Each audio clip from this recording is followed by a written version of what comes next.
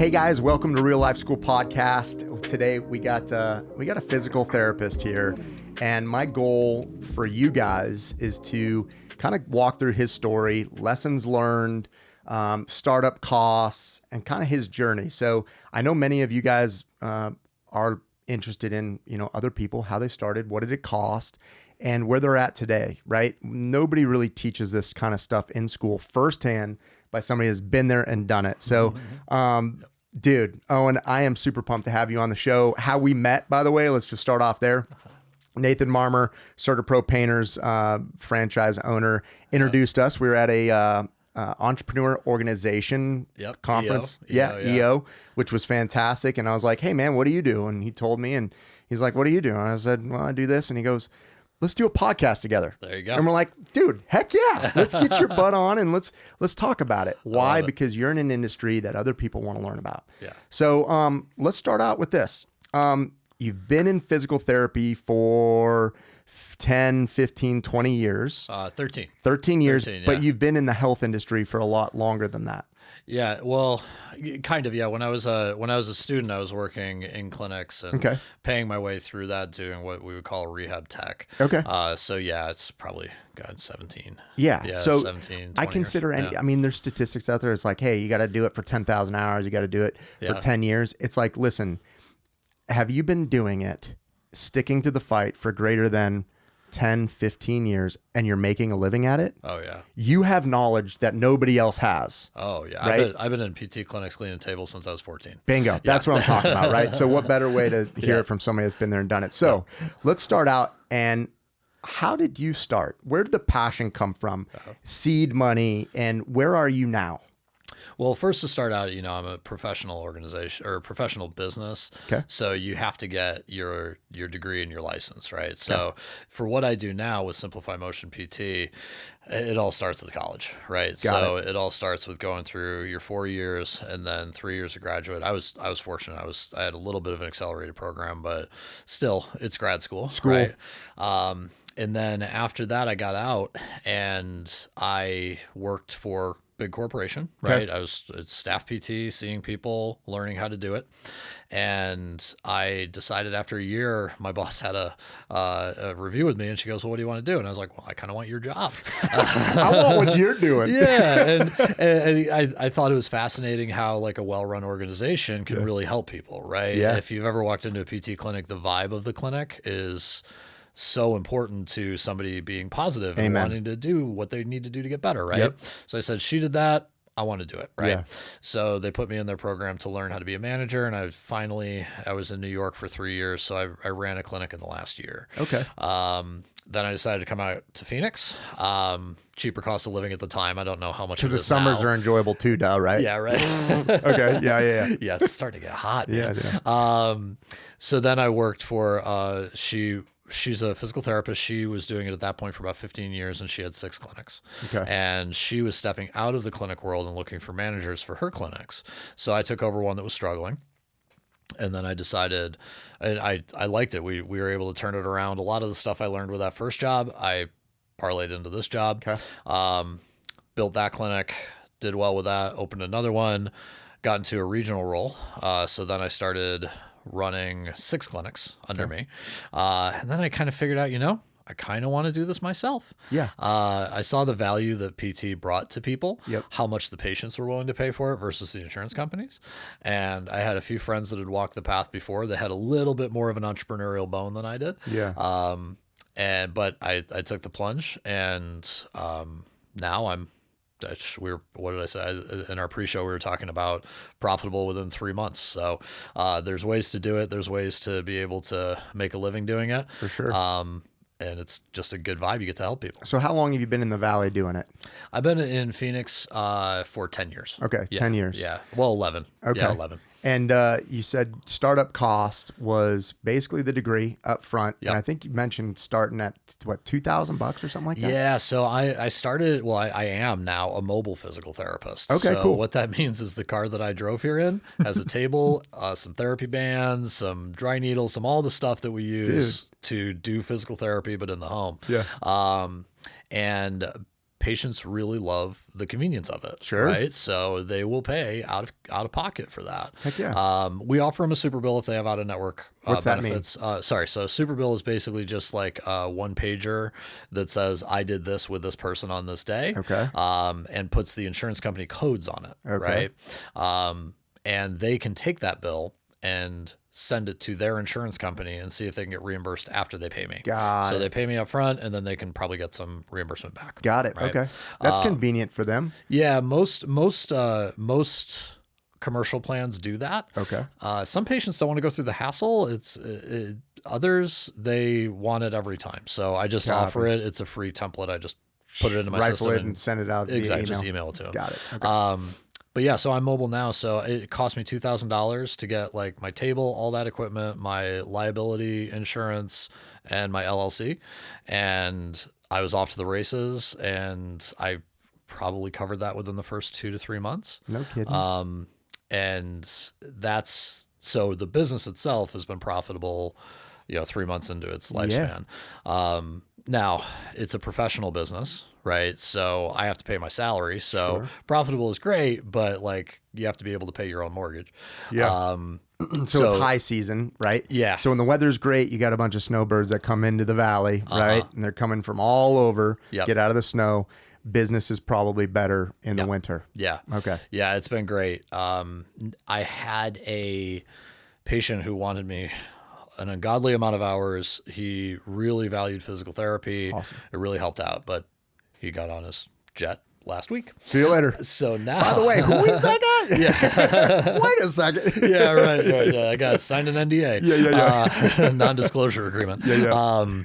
So basically, now I'm back in the real business world where I'm doing grand openings and I'm going to gyms and giving them my card and all that other fun stuff that is the grind of entrepreneurship, but I love it. Yeah, that's awesome, dude. Yeah. Hey, just to pause real quick, I have another person that's kind of in the same industry.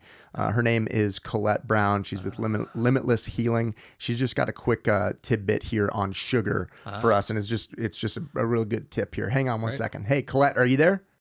Thank you, Tyler. Here's tip number 1. We can agree that we all have stress in our lives, and short term, it's okay because it increases productivity, focus, and we can get things done. However, if that's continued on long term, it can be detrimental as the body is overloaded in cortisol. And a long-term effect of cortisol in the body is heart disease, diabetes, hypothyroidism, and autoimmune disorder. So how do we control it? We can look at the things in our lives and we can see how we can reduce stress on a daily basis. Here's a breathing tip that you can do every day, wherever you're at, to help reduce stress. It's called box breathing. And what we're going to do is we're going to inhale for 5 seconds, hold for 5 seconds, exhale for 5 seconds, and evacuate, meaning do not inhale and do not exhale. So here we go. We're going to inhale for 5, hold for 5, 2, 3, 4, 5, and exhale 2, 3, 4, 5, and evacuate 2, 3, 4, 5. You can try this from wherever you're at. Repeat it at least 5 times and teach it to your children, to your friends, and it will absolutely help you gain a little more control and mindfulness in the body and help to reduce that stress level. Hey, Colette, I appreciate that. That's a fantastic tip. Thank you for dropping in. And so back to what you were saying earlier, high seasons, low seasons, and now you're just kind of networking, right? Yeah. You're building up your clientele. Mm-hmm. It's about to get super hot here in the valley, right? Yeah. But during your startup, in the infant stages of young Owen, I'm here, I'm ready to rock. I want to get into this thing. Just graduated school, got your cert. What were 3 challenges that you experienced in the industry? And the reason why I bring that up is because there's plenty of other people out there that are interested in health, fitness, their body, their physique, mental, spiritual, all that other stuff. Yeah. And they want to learn from you. So what challenges did you experience when you were starting out? Well, the first is like any healthcare practitioner does.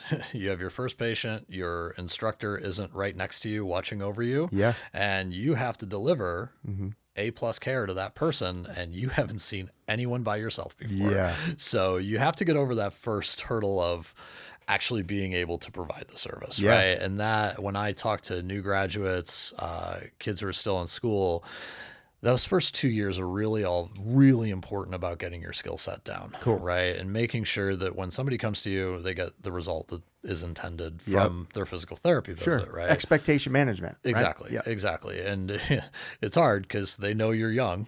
You can't hide that, right? You got a baby face. You're like, hey, I've been doing this for like 3 hours. Yeah, right. But the nice part is they are, especially with physical therapy, people are in a good mood most of the time. Heck yeah. Right. And you're not talking to them about their brain, their heart, something that's, with lifelong consequences most of the time. Sometimes you are. There's some physical ability things that most PTs will see. But that was probably the biggest hurdle for me, was getting good at what I do professionally, making sure I have a valuable service to give to somebody. Yeah. Which obviously is the springboard for everything. Sure. You mentioned when you were working in New York City, you had to manage some people, right? So how did you overcome that challenge? I read a lot of books. Really? So I was motoring through, they used to be called self-help books, but now they're business, business books. They just put a different label on it. Yeah, right.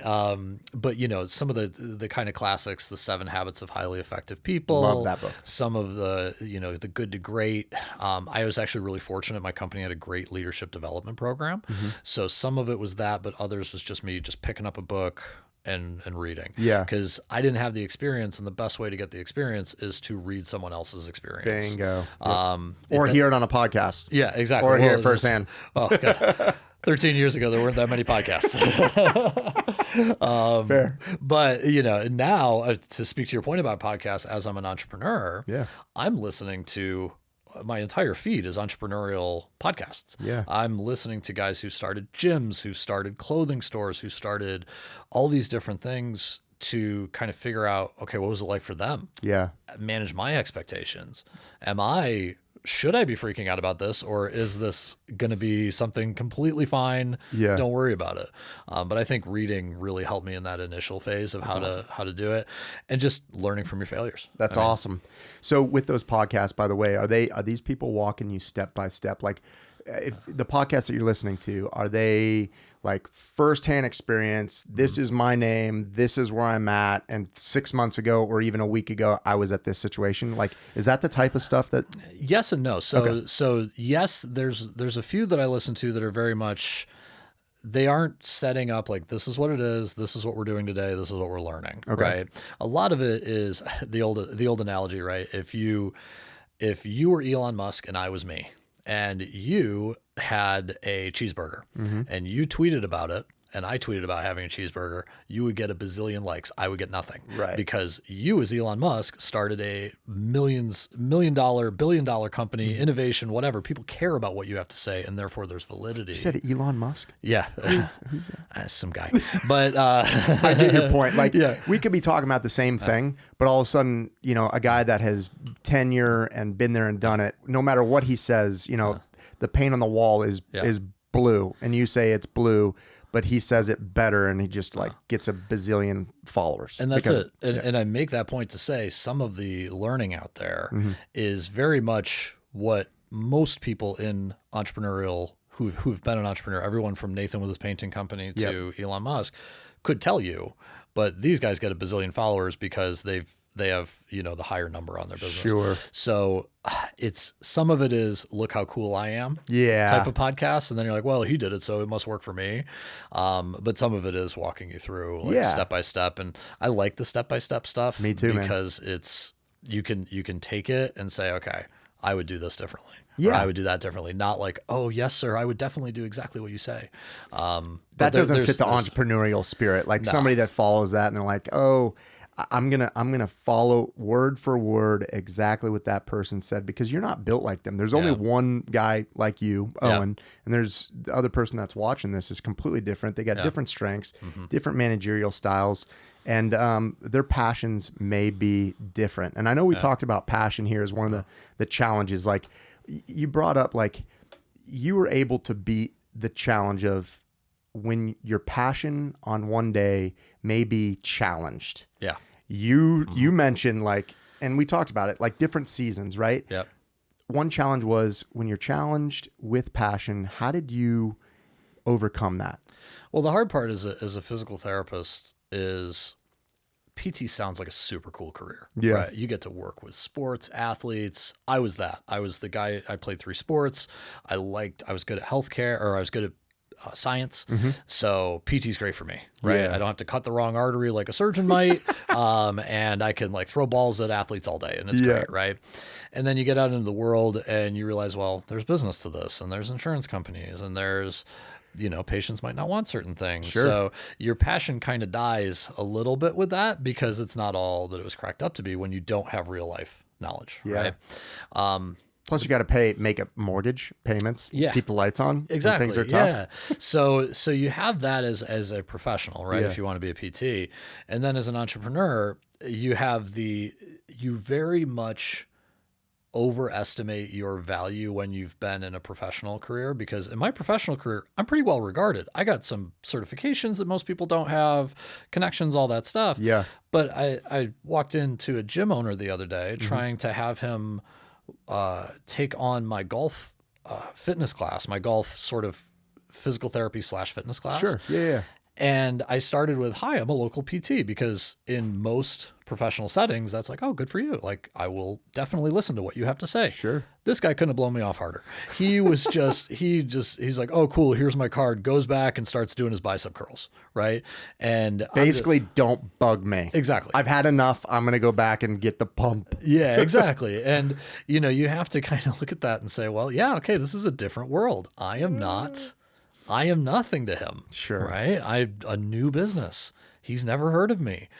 He doesn't know anything about me. Yeah. And not to mention what he could have been going through that day. Bingo. So that passion of like, yeah, I'm going to give him this cool thing he's going to love. Yeah. And then it slaps you in the face.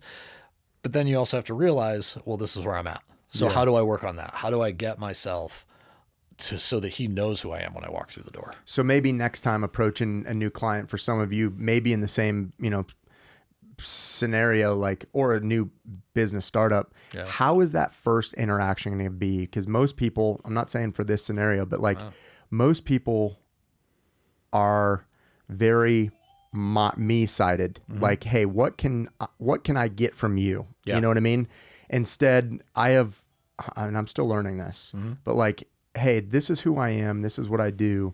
I don't know if we could be a good fit, but I'd love to see how I can help you. Yeah. So I don't know how to tailor that. I don't know how you guys can focus on that when you're approaching new business owners, or if you're in physical therapy industry, but just being like, hey, I offer this service and I would love to help you in any way. Do you see a fit for me in your gym? Like, is there any way that I can come in here and possibly, provide a few hours of free service for you? I don't know. Yeah. Who knows? Well, and I mean, for an entrepreneur, free service, most people are going to say, sure. Right. Yeah. I would love not to pay you. Heck yeah. And if you're going to try and get experience, most entrepreneurs have been there. So if you come at it like, look, I'm trying to learn. I want to know more. I want to help out. No one's going to, they're at least going to point you in the right direction. They may not have the ability to help you in that clinic. They might be overstaffed or something, but they're at least going to say, man, this guy is willing to work for free. Just a great dude. Yeah. Man. How do I get him? I can't help him, but maybe I know someone who does. So you automatically start their network, as opposed to you saying, hey, I'll work for this much if you want. Yeah. So showing that little bit of giving yourself away will pay back in spades later. I love that, man. Yeah. I love that. So not to mention some of the challenges that you've shared with us. Thank you. But like, how did you overcome it? I know you talked, you pre-show, like big into the knowledge. Can you expand on that? Like, Yeah. I think if you look at some of the greatest minds really throughout history, but even if you want to talk recently, almost all of them talk about lifelong learning. And I've been fortunate enough to have some patients who have been very successful in their lives, and they're constantly reading stuff. They're constantly asking questions, and they're 70, 80, 90 years old, right? Yeah. So you have just that alone shows me how much you have to be willing to learn and be humble enough to take somebody else's experience as your own. Yeah. It's also just the fast track of getting experience. I mean, you can, I could work in this business for 40 years and eventually in 40 years, I'll have run across everything. Or I could read the book of the guy who's done it. Right. Right. And get his top tips. Yeah. Or try and buy him a cup of coffee, lunch or something, just soak in all that knowledge, man. Yeah. Anytime I meet, you can tell when you meet somebody, you can sniff it on them, on their exposure, their life exposure. And I'm like, dude, can we go get lunch, please? I'm like, can I get you a cup of coffee? I just want to talk to you once a month. Whatever you have been doing, I want to learn it. So please teach me. And that's it. Is the person you approach doing that is going to do one of two things. They're either going to tell you no, or they're going to tell you yes. And if they tell you no and you have approached them like that, they're probably going to find somebody who can tell you yes. Yeah. Right? They're going to say, okay, I can't do it, but maybe this guy can, or hey, why don't you check here? Yeah. All the way down to they'll put you on a group text message and all of a sudden they've hooked you up with somebody. Yeah. So you have to kind of go hat in hand to people who know more than you and say, I want to learn. Yeah.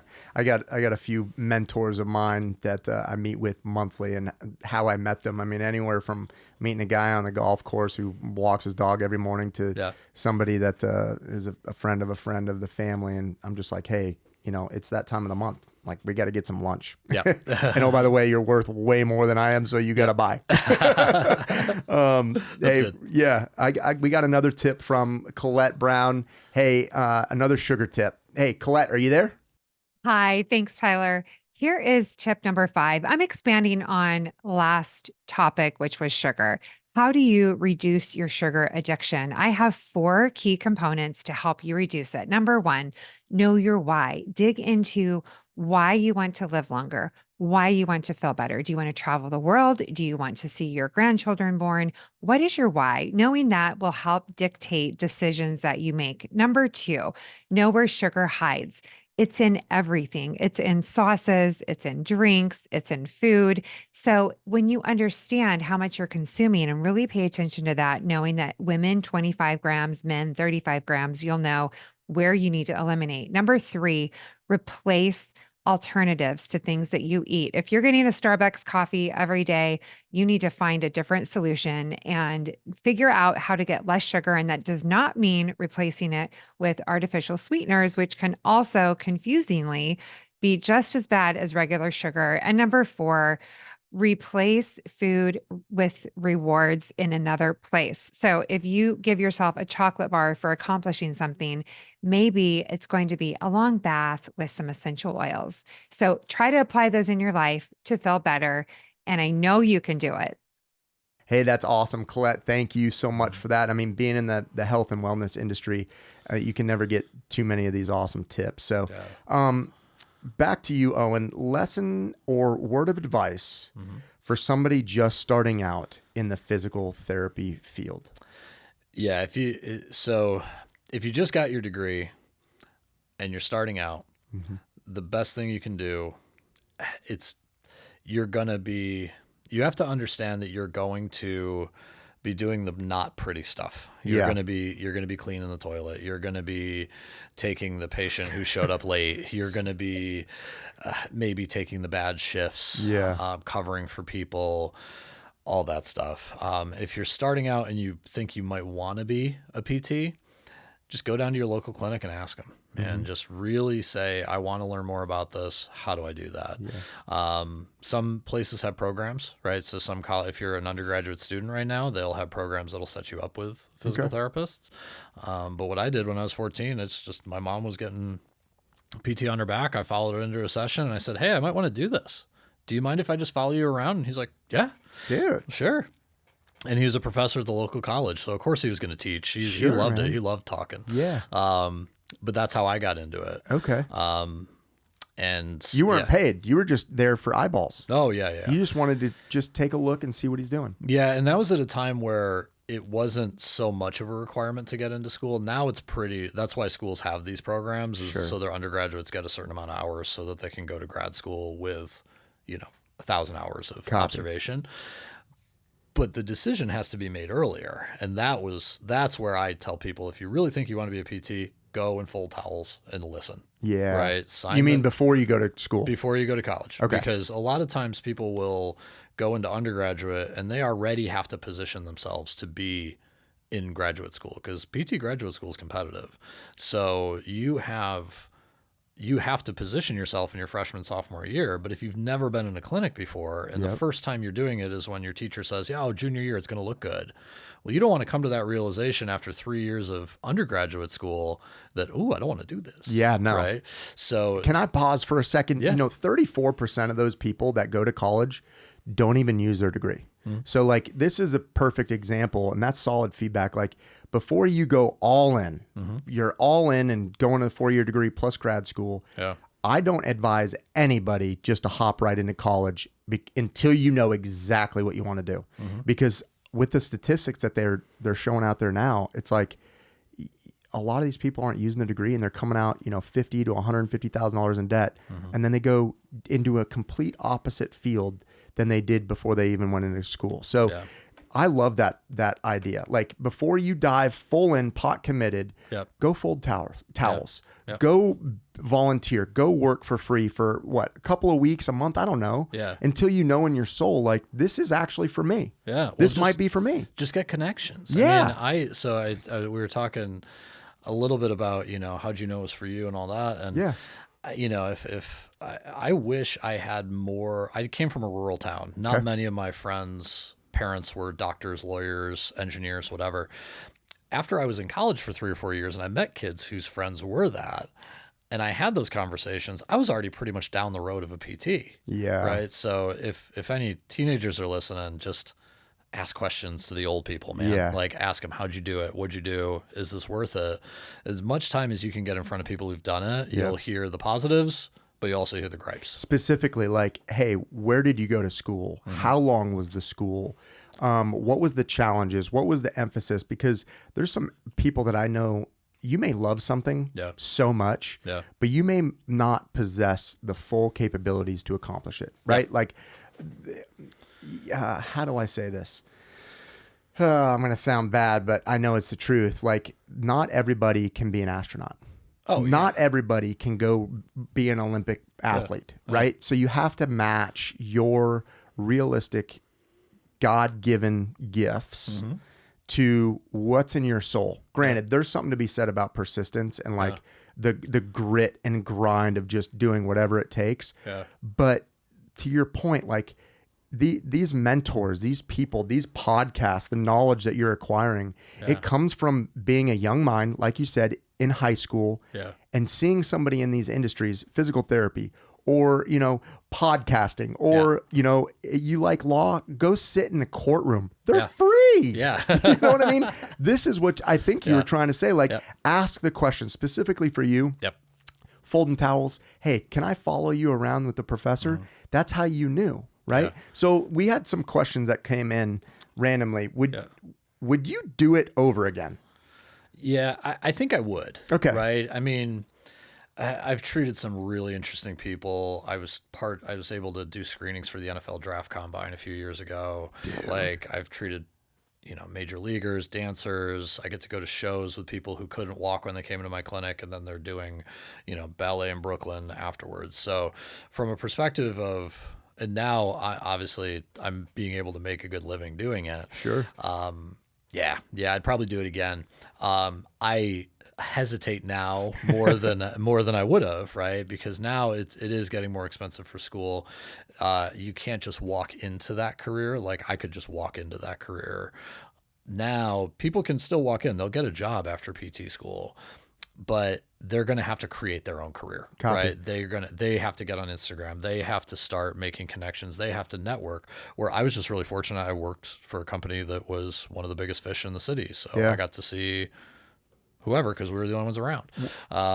So Yeah, I would definitely do it again. Okay.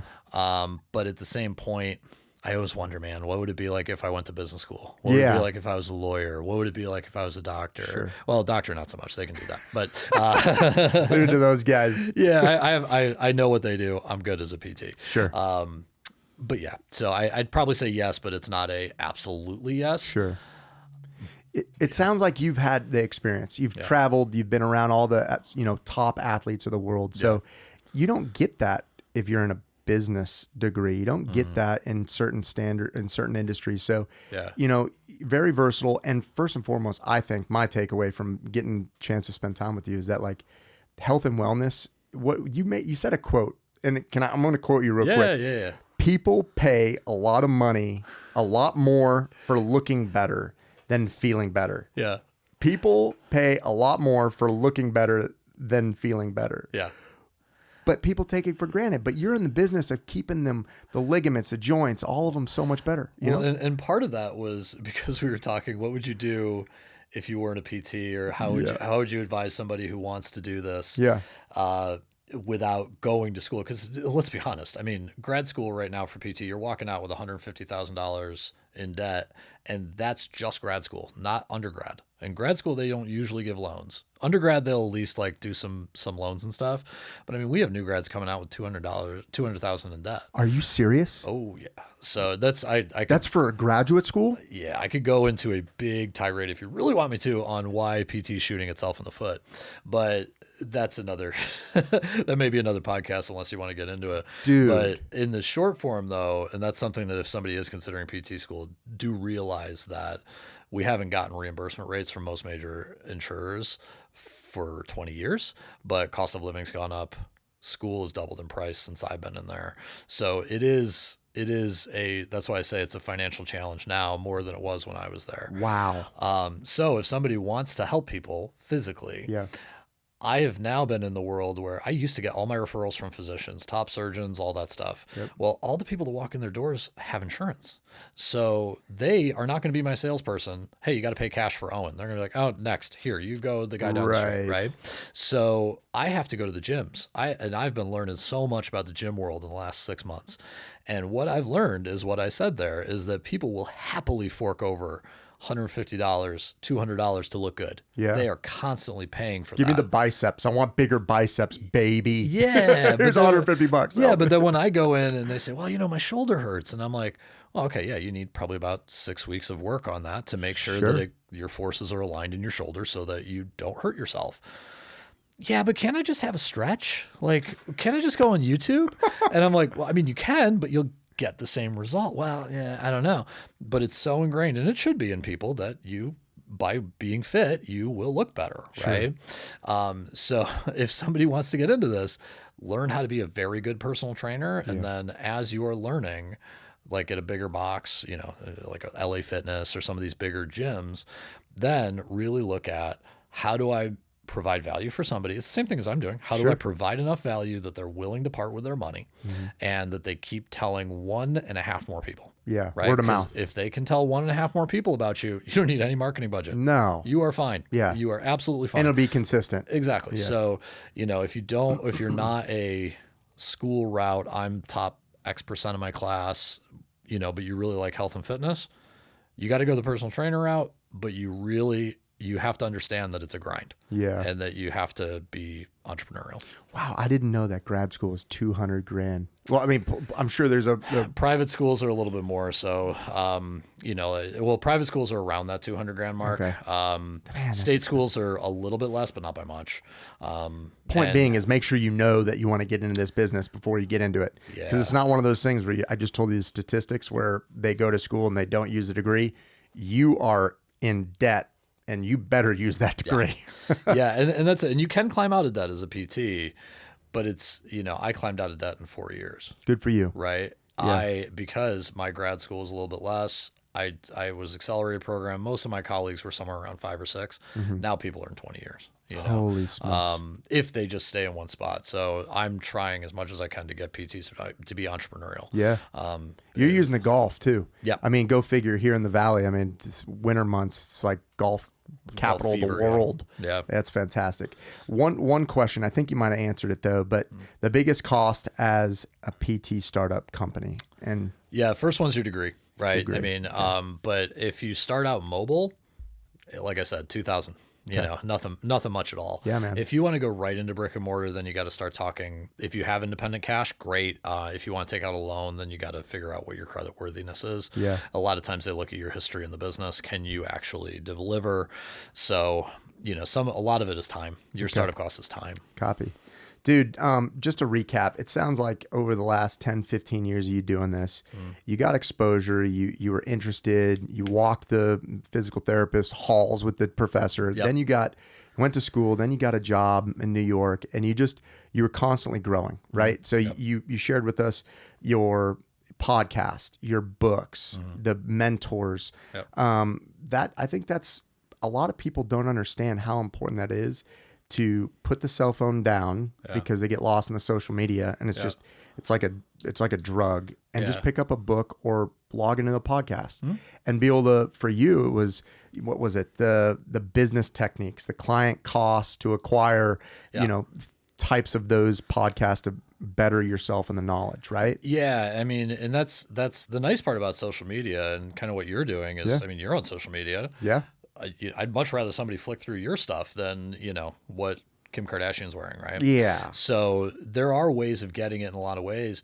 Knowing who you listen to, vet who you listen to, and having, but yeah, I mean, like you're talking about, I knew nothing about customer acquisition costs. Yeah. Outside of like watching Shark Tank, you know, but then as it became a very big priority for me, I started finding different podcasts of people who've walked that road before in a similar space, and you just keep learning. But if you stop learning at college, it's just not going to turn out well. Yeah. So I've had a couple mentors, and I know you talked about it with his pre-show or on this, but like a lifelong learning, 70, 80-year-old, they're still reading books. They're still acquiring that knowledge. I mean, that's truly what it's about. I mean, this day and age, people are on their cell phone and they don't know how to have a conversation. Can you imagine just taking somebody out the street and saying, let's do a podcast? Yeah. They'd be like,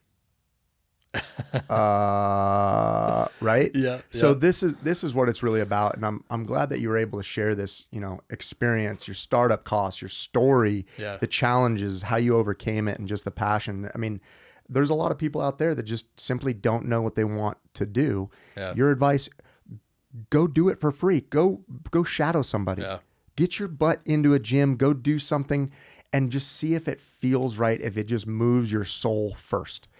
And then once you're in it, then you're pot committed, because these graduation fees in the school, I mean, don't be that statistic at 34% and don't use it. You can't afford to. Yeah. You got to know you love it. Right. Yeah, man. And that's where I say again, I still think it's a good deal to go to school. It's less of a good deal than when I had it. Sure. Right? But it's a very good deal if that's really what you want to do. Yeah. If you really want to be a physical therapist, you can pay your loans back. Sure. Right? And you'll be super happy doing it. Yeah. It is a great career. I almost always come back home happy with what I've done that day. Good. I show my wife like Google reviews and she's like, oh, you helped somebody walk today. Yeah, you know? dude, Like, that's powerful. that's awesome. And then I talk to friends who are like, oh, I just did spreadsheets. And I'm like, but you make more than me. You must be more happy. Well, nah, not really. That's not part of the equation. No, yeah. So, it's very much a good vibe, a good life thing to be. Yeah, man. It's the finances you got to figure out. For sure. But that's everything. Well, at Real Life School, like my mission, my goal is to take people like you and give them the voice. I want to bring back the American dream, a job that you love, a place that you can call home, and put some money in your pocket. It sounds like you've been able to do all of those things. Yep. And thank you for coming on the show. This wouldn't be made possible without the sponsors. And for you, I mean, Simplify Motion, like mobile PT, dude, you're awesome. And I've heard your background and who you're helping in the Valley. Totally pumped to have you on the show. Yeah. Thank you, man. In addition, we got Limitless Healing with Colette Brown. Thank you, by the way. She's got some incredible granola. And then Home of Record Project.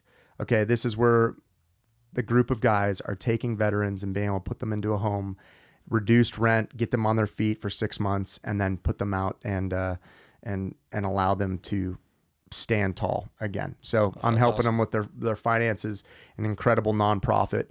an incredible group of guys, and I'm glad to be part of it. Lastly, but no, not lastly, but Diligent Entertainment. Thank you for the podcast studio. You're awesome. And last but not least, Real Life School. This podcast will be on reallifeschool.com. You'll see all the clippets on social media. And thanks for having me on the show, dude. Yeah. I appreciate it, man. Thanks for having me. It's my pleasure. Take care, guys. Bye.